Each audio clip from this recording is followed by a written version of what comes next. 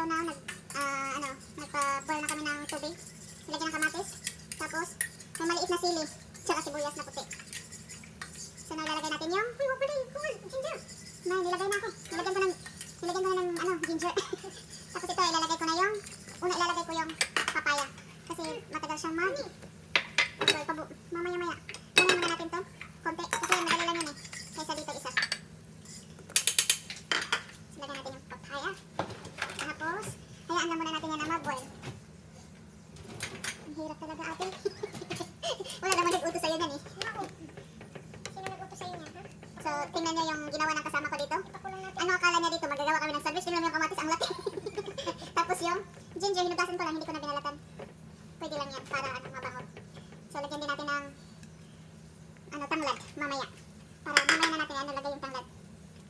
Para mamaya. So, nag-boil na siya. So, ilalagay natin yung isusunod agad natin yung lagyan natin ng sili para maanghang na ang dalawang sili. Tapos ito, tanglad, lemongrass. Yung lemongrass nila nito walang leaves eh. Ito lang. Yung sa may niya, punot dulot ng gulong. So, ilagay na natin yung halabasa. Pasensya na kayo ha. May nagluluto din kasi dito eh, sa kabilang bahay. Ito, kapitbahay namin, nakikiluto dito sa... yung kapitbahay ko nakikiluto dito sa aming wala kasi silang kahoy. Kaya ito, nakikiluto. Nakikiluto na tinapay. na may itlog. So, ayan na. So, mamaya... So, now, wala na. Malambot na siya. So, isusunod na natin yung talong.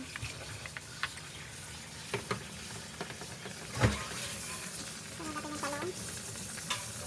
Tapos yung sitaw. Tsaka ito, i-bake natin. Ilalagay natin sa oven. Hindi na natin ipiprito kasi maraming taba to eh. Kagaya ko, maraming taba. Tapos may dalawang chicken na tira namin last day. Isasali ko na lang rin dito. I-bake natin siya.